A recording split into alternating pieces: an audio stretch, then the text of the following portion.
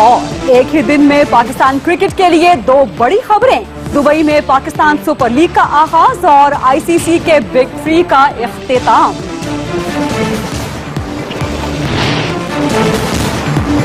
जी आज की जे हिट्स अपनी बिग स्टोरी की तरफ बढ़ने से पहले आपको आज का सवाल दिखा दें। आज का सवाल है पीआईए के मामले के ऊपर, पीआईए के इशू के हवाले से आप ट्विटर अकाउंट जी फारूकी पर जा सकते हैं। सवाल आज का ये है कि पीआईए मसले का हल आपके ख्याल में क्या है? क्या मुकम्मल निजकारी कर दी जाए, शराकतदारी की जाए पीआईए में, पीआईए को मुकम्मल खुद मुख्तार कर दिया जाए, या मुलाजमीन के हवाले कर दिया जाए पीआईए को और मुलाजमीन को पीआईए को ठीक करने के लिए मोहलत दी जाए? ये 4 ऑप्शंस हैं। आप ट्विटर अकाउंट पे जाइए, अपनी राय का इजहार कीजिए और आपकी राय हम दिखाएंगे प्रोग्राम के आखिर में। और अब बढ़ते हैं अपने बिग स्टोरी की जानिब। कौमी इदारे को 3 दिन में 3 अरब का नुकसान और 300 से ज्यादा परवाजें मंसूख हो गई।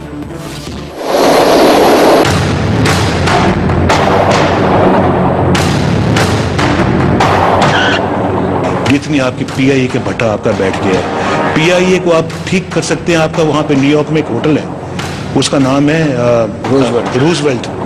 उसको आप बेचें, पीआईए के सारे कर्जे उतारें। पीआईए में सियासत हो रही है, उसके अंदर बाद सियासी पार्टियों की पुष्पनाई से ये काम हो रहा है। तुमने अवाम से वायदा किया था, कहा था कि मैं निजकारी नहीं करने दूंगा। ये बुलडोज करने की कोशिश है, मिलिट्री डिक्टेटर की तरह जनरल नवाज शरीफ बने हुए हैं। अगर आपने अकल के नाखन न लिए तो सारी कौम का एक ही मुतालबा होगा कि नवाज शरीफ इस्तीफा दो। Pakistan Tehreek Insaf is the party of the status quo. कि ये चंद जो मुफाद परस्त अनासर हैं, इनके लिए हम पूरे का पूरा मुल्क दांव पे नहीं लगा सकते। पीआईए प्रवास कर रही थी और उनकी हड़ताल के पर कट गए। अब जो आप दूसरा धरना कर रहे हैं, वहां से आप क्या लेके जाएंगे? मैं समझता हूं कि ये जो अनरेस्ट फैलाया गया है, इसमें कुछ पॉलिटिकल हाथ हैं, छुपे हुए हाथ हैं। किसी एक एम्प्लॉय को चेंज नहीं किया जा रहा, सैक नहीं किया जा रहा। हमारी कोशिश ये थी कि स्ट्रेटेजिक पार्टनर अगर हम फ्यूचर में कोई क्रेडिबल मिलता है, हमारा जो नुकसान है वो करीबन आधा रह जाएगा।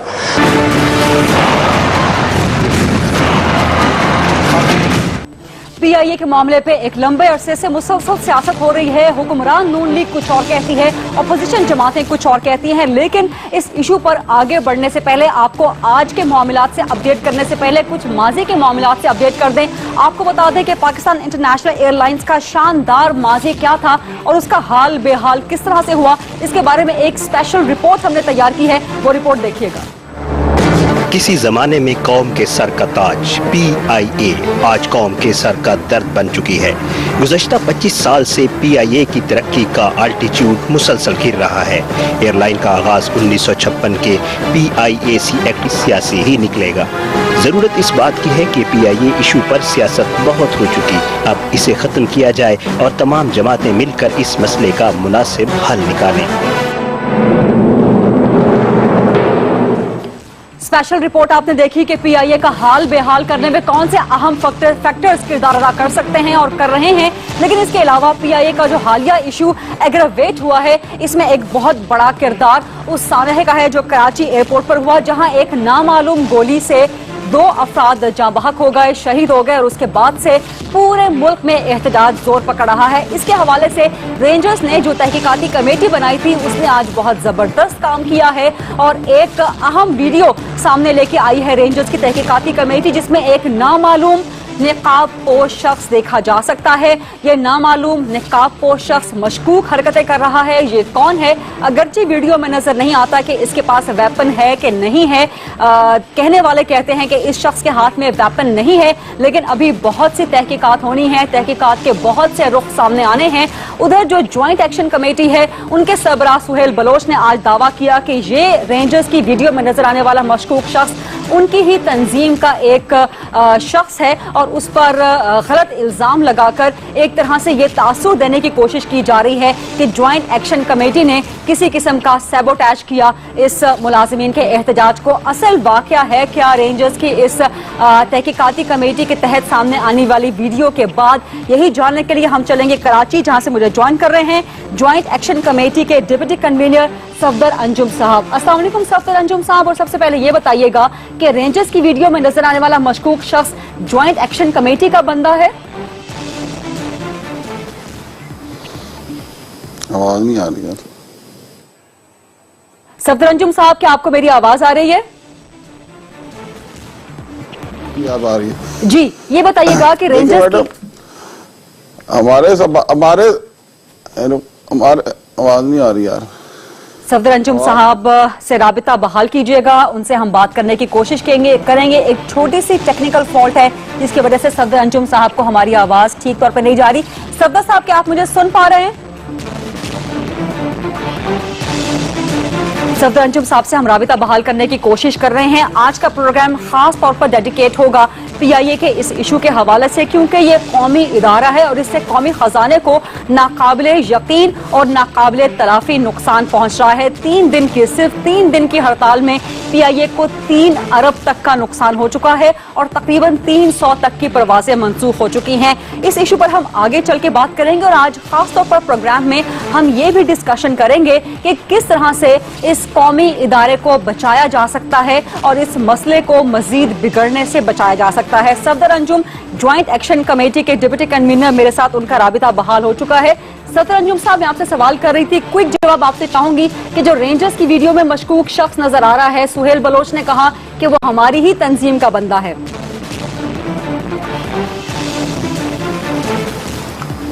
आवाज कट जाती है यार।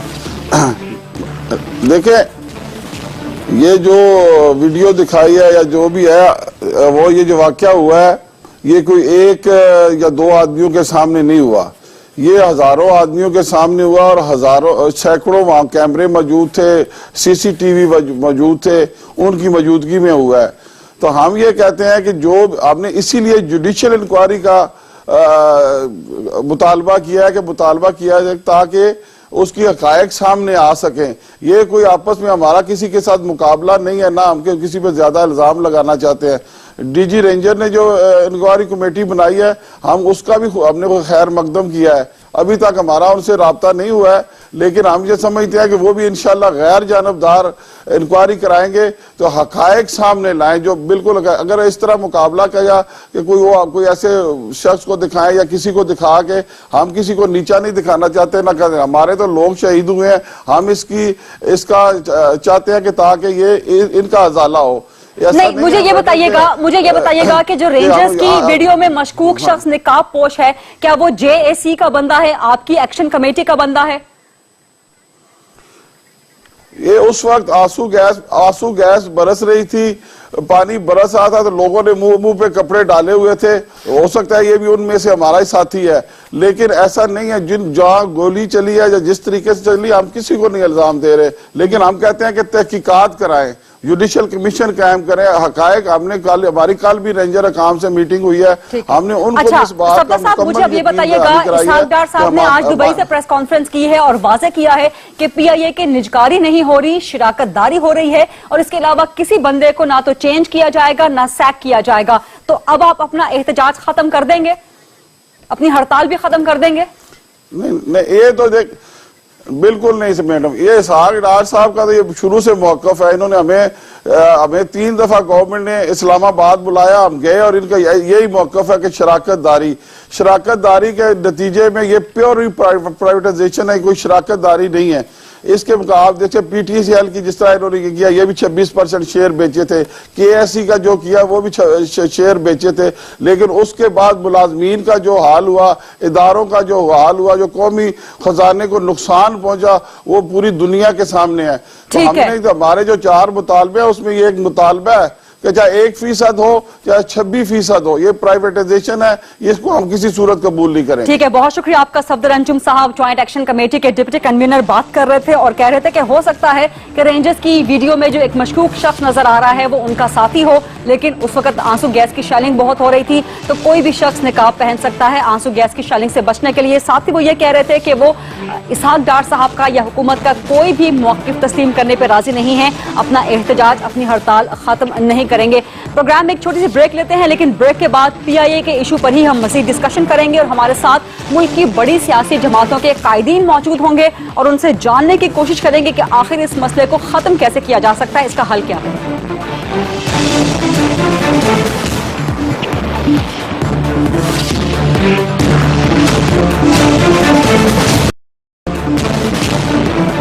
Welcome back. कौमी इदारे PIA को 3 दिन के अंदर 3 अरब तक का नुकसान हो चुका है, 3 अरब रुपए का कौमी खजाने को नुकसान हो चुका है और इसके अलावा 300 तक की परवाजें मनसूख हो चुकी हैं, जिससे पूरे मुल्क के अवाम रुल के रह गए हैं, चाहे उन्हें मुल्क के अंदर ट्रैवल करना है चाहे मुल्क से बाहर ट्रैवल करना है। बहुत अरसे से और खासतौर पे इन 3 दिनों में PIA के मामले पर सियासत बहुत हो चुकी। आज हम खास तौर पर डिस्कस करेंगे पाकिस्तान मुस्लिम लीग नून, पाकिस्तान तहरीक इंसाफ, पाकिस्तान पीपल्स पार्टी और मुत्तहिदा कौमी मूवमेंट के सियासी कायदीन से पूछेंगे कि आखिर इस कौमी मसले का एक हल बता दिया जाए। सबसे पहले चलेंगे मोहम्मद जुबैर साहब की तरफ। नून लीग के मुमताज रहनुमा हैं, चेयरमैन निजकारी कमीशन है। अस्सलाम वालेकुम जुबैर साहब। और इसहाक डार साहब ने आज कहा कि निजकारी नहीं शिराकतदारी है। एक लंबे अरसे से हुकूमत कहती रही कि PIA की निजकारी की जा रही है, आखिर हुकूमत खुद क्यों कंफ्यूज्ड है और पूरे मुल्क को कंफ्यूज क्यों कर रही है? शिराकतदारी है क्योंकि बड़ा सिंपल सा है रीता, मैं आपको बता दूं 26% शेयर्स हम बेचने की बात कर रहे हैं और मेजॉरिटी शेयर होल्डिंग हुकूमत ही के पास रहेगी, तो इसको आप स्ट्रेटेजिक पार्टनरशिप ही कहेंगे, एक पब्लिक प्राइवेट पार्टनरशिप ही कहेंगे। ये थोड़ी सी मुख्तलिफ होती है उससे निजकारी से, जो क्लासिक निजकारी का कॉन्सेप्ट है। परसेप्शन खराब होता है, इसलिए हम ये वजाहत करते हैं कि उसमें होता है कि आपने तमाम स्टेक्स बेच दी हैं और हुकूमत अपनी जिम्मेदारियां खत्म करके बाहर निकल आती है। जाहिर सी बात है, अगर वो मेजॉरिटी शेयर होल्डर रहेगी तो हुकूमत की जिम्मेदारियां तो कायम रहेंगी और सिर्फ एक ही तरीका है कि हम उसमें क्यों उसको लेके आ रहे हैं। 26% बेचने की जरूरत इसलिए है कि फाइनेंशियल बर्डन इस वक्त इतना हो गया और वो फाइनेंशियल बर्डन पाकिस्तान के अवाम पर है और वो पाकिस्तान के अवाम के लिए उस मुश्किलात से निकालने के लिए है कि ताकि वो आए और उससे सिर्फ वो मुश्किलात। जुबैर साहब, आप कह रहे हैं कि PIA की निजकारी नहीं शिराकतदारी है। अगर निजकारी नहीं है तो फिर IMF के डॉक्यूमेंट्स में निजकारी का लफ्ज क्यों इस्तेमाल हुआ है? देखिए, एक तो मैंने वही वजाहत कर दी, इसमें कंफ्यूजन फैलाने की कोई जरूरत नहीं। उसको आप ABC जो भी कहना चाहें, उसको हेडिंग कहना चाहें, 26% शेयर्स हम बेच रहे हैं। अब इसमें क्या कोई कंफ्यूजन नहीं होनी चाहिए। 26% हम शेयर हुआ है, अगर किसी का दिल करता है कि उसको प्राइवेटाइजेशन कहे तो प्राइवेटाइजेशन कह ले, मेरा नहीं ख्याल है कि उससे कोई फर्क पड़ता है, क्योंकि at the end of the day सब ये देखना चाहते हैं और समझना चाहते हैं कि हम क्या कर रहे हैं इस प्रोग्राम के तहत। क्योंकि किसी में आप 74% शेयर बेचते हैं, किसी में 51% बेचते हैं, किसी में 100% बेचते हैं, इसमें हम 26% शेयर बेच रहे हैं। अच्छा, आप जुबैर साहब आप कह रहे हैं कि निजकारी हो शिराकतदारी फर्क कोई नहीं पड़ता, लेकिन आप हड़ताली मुलाजिमीन को, अपोजिशन को मुतमईन कैसे करेंगे? देखिए, इसमें कोई कंफ्यूजन नहीं है। ये जो इनका एहतजाज था इस बात पर नहीं था कि हम क्या करने जा रहे हैं, उनको भी बिल्कुल क्लियर पता है कि हम 26% शेयर्स बेचने जा रहे हैं। और उसकी वजह यह है कि चाहे वो ऑपोजिशन पॉलिटिकल पार्टीज हैं या एम्प्लॉयज के जो रिप्रेजेंटेटिव्स हैं, इनके साथ हमने भरपूर अंदाज में इंटेंस डिबेट की है। Even at the level of the prime minister employees को के रिप्रेजेंटेटिव्स को बुलाया था, उससे पहले फाइनेंस मिनिस्टर लेवल, उससे पहले मेरे लेवल पर और बहुत से दूसरे लेवल पर मैनेजमेंट PIA की हम इनके साथ एंगेज रहे हैं पिछले 1 साल में और बड़ा क्लियरली हमने बताया है। हमने ये भी बताया कि हम किसी एम्प्लॉई का अच्छा, जुबैर साहब आप कह रहे हैं कि चाहे मुलाजिमीन हो चाहे ऑपोजिशन हो, आप मुसलसल एंगेज रहे हैं, लेकिन इमरान खान साहब ने आज ही कहा है कि एतमाद में नहीं लिया गया PIA निजकारी पे, इसीलिए मसाइल पैदा हुए हैं। पीपल्स पार्टी भी यही कहती रही है कि आप एतमाद में नहीं लेते रहे PIA निजकारी के मामले पर। आप, मेरा ख्याल है नवीद कमर साहब रिप्रेजेंट कर रहे थे पाकिस्तान पीपल्स पार्टी को, उसमें असद उमर साहब रिप्रेजेंट कर रहे थे पाकिस्तान तहरीक इंसाफ को, शेख रशीद थे एमक्यूएम के रिप्रेजेंटेटिव थे, जमात इस्लामी के रिप्रेजेंटेटिव थे, JUIF के रिप्रेजेंटेटिव थे, तमाम थे। ये मैंने आपको नाम भी बता दिए जो मुझे याद हैं, और इनके साथ बहुत भरपूर अंदाज में हुई है। उन्होंने हमें ये कहा कि आप हमें पिछले 10 साल का फाइनेंशियल डाटा प्रेजेंट करें, और उसमें डिटेल, माइन्यूटस डिटेल्स तक उन्होंने समझने की कोशिश की कि क्या होता रहा है, किस तरह से भर्तियां हुई हैं। ठीक है जुबैर साहब, आप कह रहे हैं कि अपोजिशन के साथ एक तवील सिटिंग होती रही है मुशावरत की, लेकिन ये बताएं कि फिर काउंसिल ऑफ कॉमन इंटरेस्ट का इजलास क्यों नहीं बुला लिया जाता? देखिए, काउंसिल ऑफ कॉमन इंटरेस्ट बड़ा इंपॉर्टेंट है, और ये मरहला शुरू ही काउंसिल ऑफ कॉमन इंटरेस्ट से होता है। देखिए, काउंसिल ऑफ कॉमन इंटरेस्ट जब से कायम हुआ है उस वक्त से मुख्तलिफ स्टेजेस पर निजकारी के हवाले से मुख्तलिफ स्टेजेस पर अप्रूवल्स आती गई हैं। उसका एक इजलास 2011 में भी हुआ था, जो पीपल्स पार्टी की हुकूमत जब थी, और उस वक्त काउंसिल ऑफ कॉमन इंटरेस्ट में उन्होंने चूंकि 69 एंटिटीज उससे पहले अप्रूव हो चुकी थी 2000। ये एक लॉ होता है, जिस तरह एक पार्लियामेंट ने लॉ पास किया तो हर दफा हुकूमत चेंज होने से वो लॉ चेंज नहीं हो जाता। सो 2011 में ठीक है जुबैर साहब, मुझे एक आखिरी बहुत अहम सवाल का जवाब दीजिएगा कि आपकी तरफ से यही मुसलसल कहा जा रहा है कि किसी से कोई मुज़ाकरात नहीं होंगे, हड़ताली मुलाजिमीन को सैक कर दिया जाएगा, यानी कि हुकूमत ताकत का इस्तेमाल करना चाहती है, लेकिन ताकत से यह मसला हल होता नजर नहीं आ रहा। आखिर इस मसले का हल क्या है? रिजा फारूकी साहिबा, एक बड़ा सिंपल है, ये पाकिस्तान की कौम के पैसे हैं। हम पूरे 600 बिलियन या उसके लगभग पैसा हुकूमत पाकिस्तान खर्च करती है, पैसा देती है उन इदारों को जो लॉस मेकिंग इदारे, 600 बिलियन रुपए। This is far more than the combined budget of health and education. सारी कौम हमारे से एक्सपेक्ट करती है, पॉलिटिकल पार्टीज शोर में जाते हैं, सिविल सोसाइटी शोर में जाती है कि एजुकेशन हेल्थ। हम ये कहते हैं कि हम इन इदारों को प्राइवेट सेक्टर में दे देते हैं, उनकी एफिशिएंसी भी बढ़ेगी, हुकूमत विल कट इट्स लॉसेस, वो बाहर आ जाएगी। यही पैसा हम अवाम की बहबूद के लिए खर्च करेंगे, और उसकी एक बहुत जिंदा एग्जांपल है, मैं आपको बता देता हूं। ठीक है मोहम्मद जुबैर साहब, हुकूमत अपने मौक़िफ़ पे कायम है कि वो चाहे आप इसे निजकारी कहें चाहे शराकतदारी, लेकिन वो 26% शेयर्स फरोख्त जरूर करेगी। इसी पर पाकिस्तान पीपल्स पार्टी का मौक़िफ़ लेंगे। मेरे साथ सेनेटर सईद खनी साहब मौजूद हैं। अस्सलाम वालेकुम सेनेटर साहब, आपने मोहम्मद जुबैर साहब की बात भी सुन ली होगी। इसाक डार साहब ने भी कहा आज कि PIA की निजकारी नहीं हो रही, शराकतदारी हो रही है, तो क्या अब आप मुतमईन हो जाएंगे और एहतजाज हड़ताल खत्म करवा देंगे?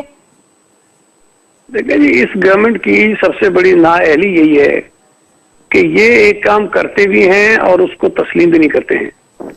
ये एक दफा नहीं, दर्जनों मरतबा जुबैर साहब भी जो प्राइवेटाइजेशन कमीशन के चेयरमैन हैं और इनके वजीर खजाना इसाक डार साहब भी कह चुके हैं पहले कि उन्होंने PIA की निजकारी करनी है। ये मैंने नहीं, उन्होंने कई दफा कहा है, लेकिन जब इन पर दबाव बढ़ता है तो फिर उसके बाद ये उससे इनकारी हो जाते हैं कि नहीं, हम निजकारी नहीं कर रहे। दूसरी आपको मैं मिसाल दूं कि इन्होंने अभी ताजिरों के लिए एक एमनेस्टी स्कीम दी है, और ये कहीं पर बैठ कर नहीं मानते हैं कि ये कोई एमनेस्टी स्कीम है, ये इसको कोई और नाम देते हैं।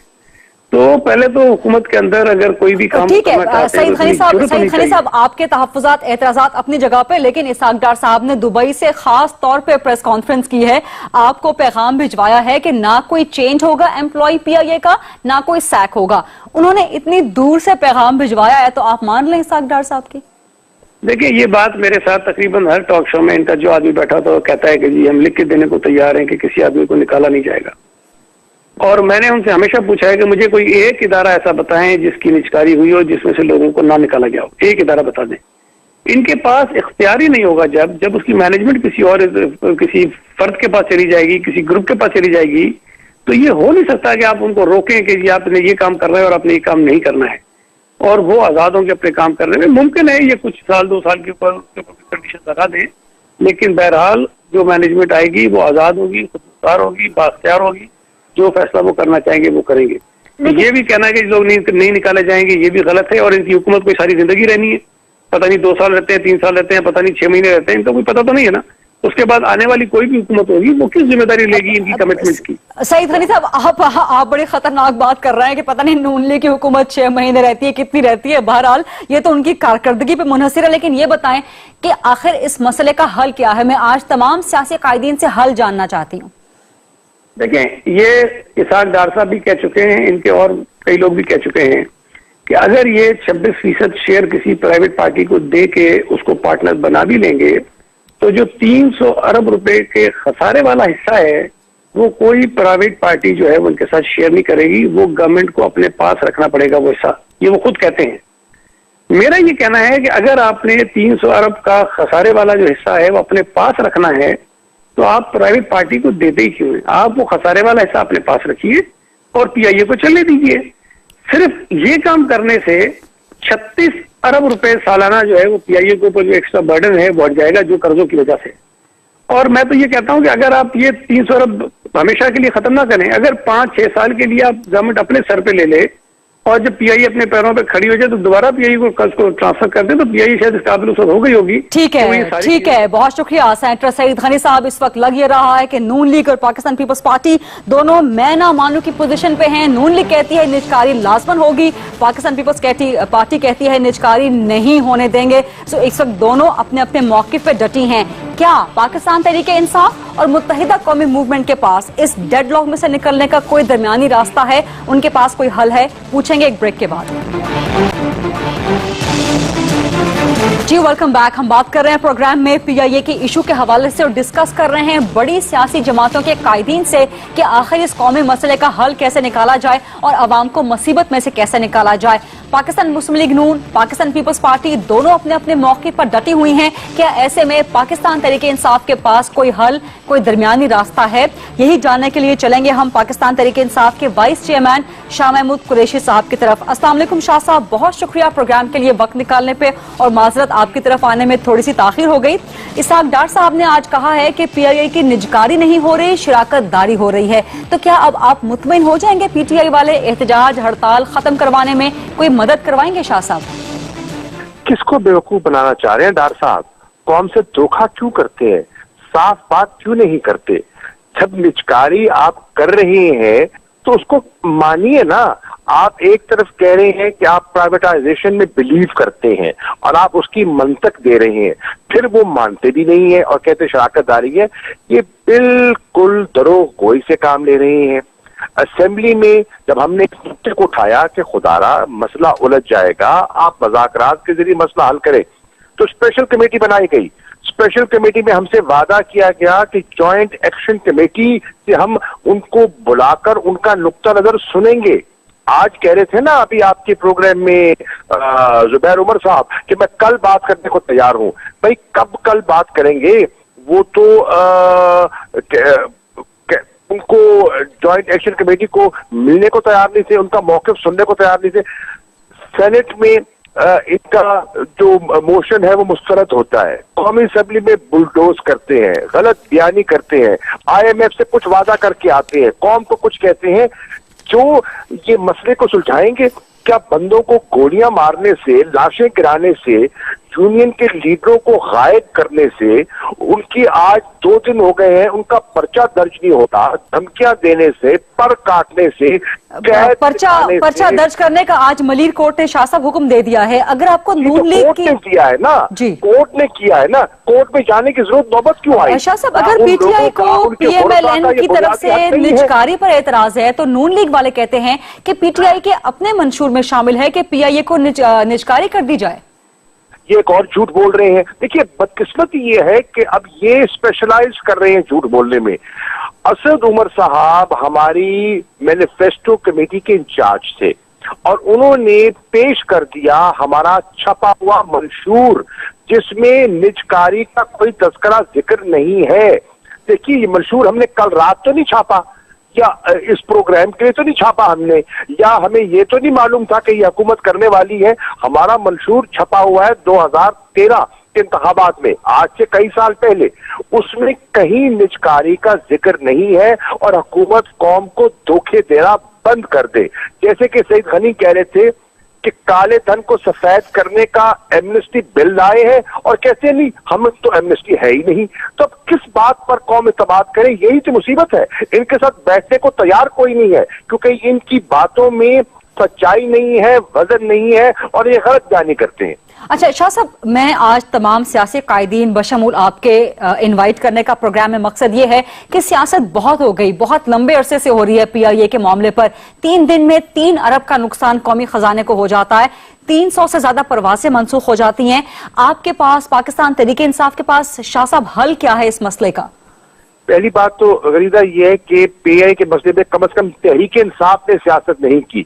सियासत उनने की है जो इंचार्ज रहे हैं, जिन्होंने यहाँ ठेके दिए हैं, जिन्होंने यहाँ नौकरियों में लोगों को भर्ती किया है, जिन्होंने अपना वेट लीज के मुआहदे किए हैं, ठीक है ना, जो कमीशन लेते देते रहे हैं। कम से कम तहरीक इंसाफ उस गुनाह में शरीक नहीं है। अब हल क्या है?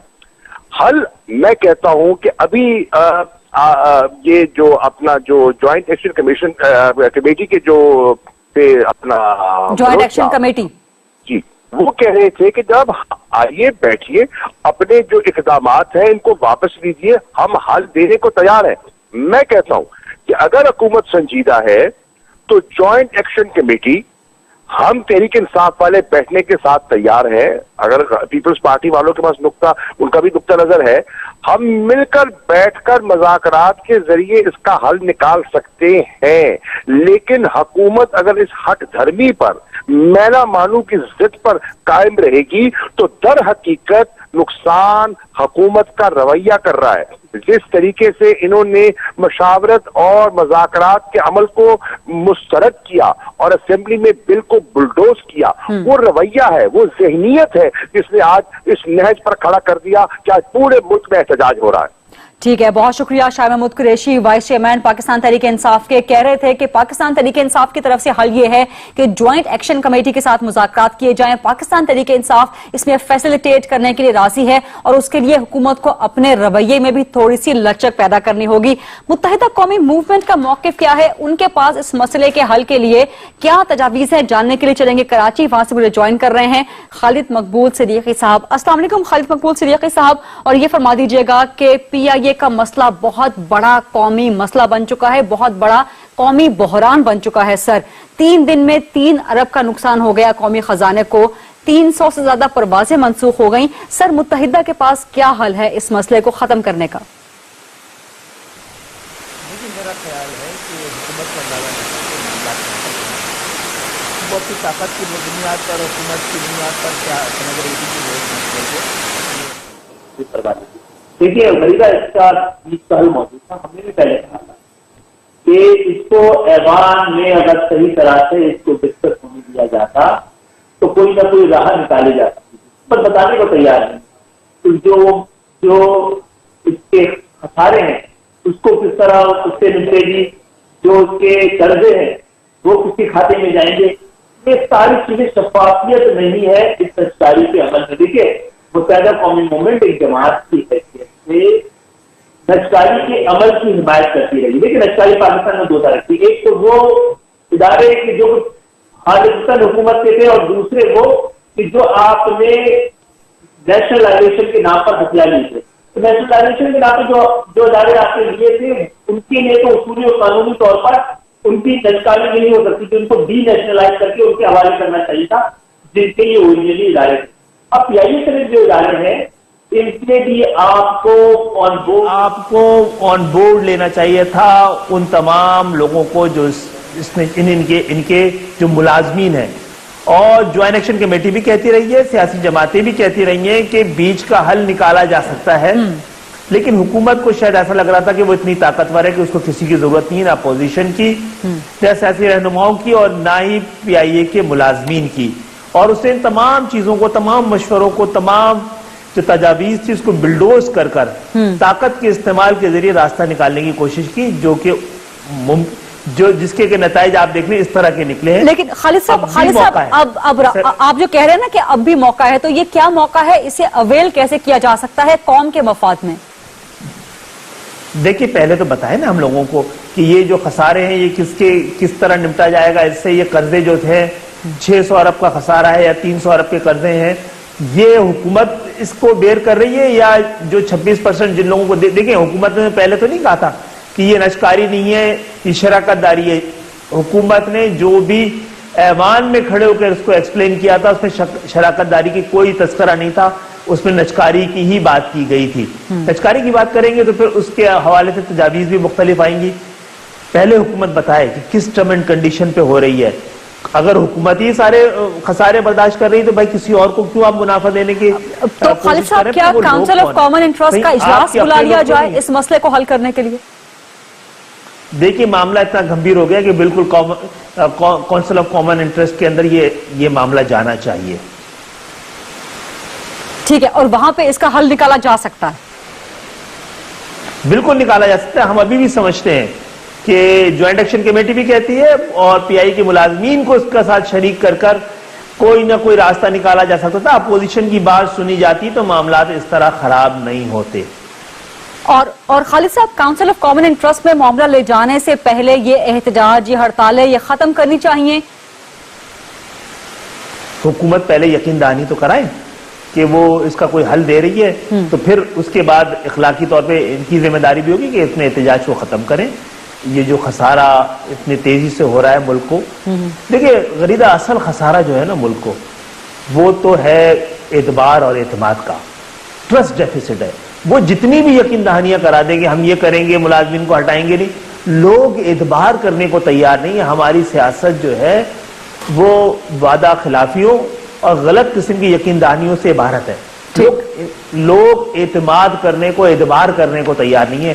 हुकूमत वाज़े तौर पर इस पे आके बात करे। ठीक, तो मैं समझता हूं कि सियासी जमातों को भी चाहिए, ज्वाइंट एक्शन कमेटी को भी चाहिए कि मुल्क को होने वाले फौरी नुकसान से बाहर निकाला जा सके। बिल्कुल ठीक, बहुत शुक्रिया आपका खालिद मकबूल सदीक साहब। मुत्तहिदा कौमी मूवमेंट का मौक़िफ़ दे रहे थे। इस वक्त हमारी नून league, Tehreek Insaf, peoples party, मुत्तहिदा कौमी मूवमेंट, तमाम बड़ी सियासी जमातों से बात हुई है। सबका यह कहना है, अपोजिशन का, कि हुकूमत को अपने रवैये में लचक पैदा करनी होगी, अपना रवैया बदलना होगा और इसके अलावा काउंसिल ऑफ कॉमन इंटरेस्ट का इजलास बुला लिया। जी वेलकम बैक। आज के दिन की एक और बड़ी और अहम खबर, पाकिस्तान और अफगानिस्तान के डायरेक्टर जनरल मिलिट्री ऑपरेशंस की इस्लामाबाद रावलपिंडी में होने वाली मुलाकात है और उसके बाद ISI के हेडक्वार्टर में वज़ीर आज़म और आर्मी चीफ को मुल्की सलामती और खासतौर पर मुल्की सलामती के मुखालिफ गैर मुल्की एजेंसियों के किरदार के हवाले से दी जाने वाली ब्रीफिंग है। ये पहला मौका तो नहीं है कि दोनों तरफ के DGMOs की मुलाकात हुई हो। हमारे director general military operations Sahir Shamshad Mirza और अफगानिस्तान के DG मिलिट्री ऑपरेशंस हबीब हिसारी, इन्होंने मुलाकात की। न सिर्फ चारसदा वाक़े पर डिस्कशन हुई बल्कि दहशतगर्दी में अफगान सरजमीन के इस्तेमाल होने का मामला और अफगान हुकूमत किस तरह से इन दहशतगर्दों की बेखनी कर सकती है और यकीनी बना सकती है कि अफगान सरजमीन पाकिस्तान में दहशतगर्दी के लिए इस्तेमाल ना हो। ये सब मामला डिस्कस हुए। इस अहम तरीन DGMOs की मुलाकात के बाद वज़ीर आज़म और आर्मी चीफ को ISI हेडक्वार्टर में ब्रीफिंग दी गई मुल्क की सलामती पर और मुल्क में किस तरह से मुखालिफ गैर मुल्की एजेंसियां पाकिस्तान के अमन सुकून को तबाहो इंतशारी का शिकार बना रही हैं, उस पर भी तफसीली ब्रीफिंग दी गई। और ये बात ढकी छुपी नहीं है कि इंडिया के रॉ और अफगानिस्तान की NDS, ये दोनों खुफिया एजेंसियां और इनमें छुपे हुए अनासिर पाकिस्तान के खिलाफ न सिर्फ तबाहकुन प्रोपेगंडा करते रहते हैं बल्कि तबाहकुन वारदातों की प्लानिंग भी करते हैं और फैसिलिटेट भी करते हैं। सो रॉ और NDS के पाकिस्तान की सलामती के मुखालिफ किरदार पर भी आज ब्रीफिंग दी गई ISI हेडक्वार्टर में और इसके अलावा जो DGMOs की मुलाकात हुई उस हवाले से भी ब्रीफिंग दी गई। और यहाँ पर मैं मेंशन करना चाहूंगी कि TTP के रहनुमा लतीफुल्लाह महसूद की जो वीडियो सामने आई है वो एक बहुत बड़ा इशारा है कि पाकिस्तान में किस तरह से रॉ और NDS दीगर गैर मुल्की अनासिर के साथ मिलकर दहशतगर्द कार्रवाइयां कर रही हैं। लेकिन इसके तोड़ के लिए एक बड़ा ब्रेक थ्रू है कि न सिर्फ पाकिस्तान अफगानिस्तान के DGMOs की मुलाकात हुई है बल्कि उसके बाद ISI हेडक्वार्टर में वज़ीर आज़म और आर्मी चीफ को ब्रीफिंग भी दी गई है। और एक बड़ी अच्छी खबर अमेरिका से सामने आई है। अमेरिकी सदर बराक हुसैन ओबामा, जिनका एक इस्लाम से खानदानी ताल्लुक भी है, उन्होंने पहली बार एक मस्जिद में कदम रखा है और अमेरिका में इस्लाम मुखालिफ और मुस्लिम मुखालिफ नजरियात को खत्म करने में अहम किरदार या पहला कदम उन्होंने उठाया है। एक तरह से उन्होंने ये बात भी की कि उन्होंने अमेरिकन मुस्लिम्स को मुखातिब करते हुए कहा कि आप मुसलमान या अमरीकी नहीं हैं, आप मुसलमान और अमरीकी हैं। और इस तरह से उन्होंने अमेरिका में और दीगर मगरबी ममालिक में बसने वाले मुसलमानों को एक अच्छा पैगाम दिया। प्रोग्राम का इख्तिताम करेंगे और जाने से पहले आपको आज के सवाल का रिजल्ट दिखाएंगे। आज का सवाल हमने किया था PIA निजकारी मामले पर कि आप क्या समझते हैं, इसका हल क्या है। PIA की निजकारी कर दी जाए, शराकत दारी की जाए, इसे मुकम्मल खुद डॉक्टर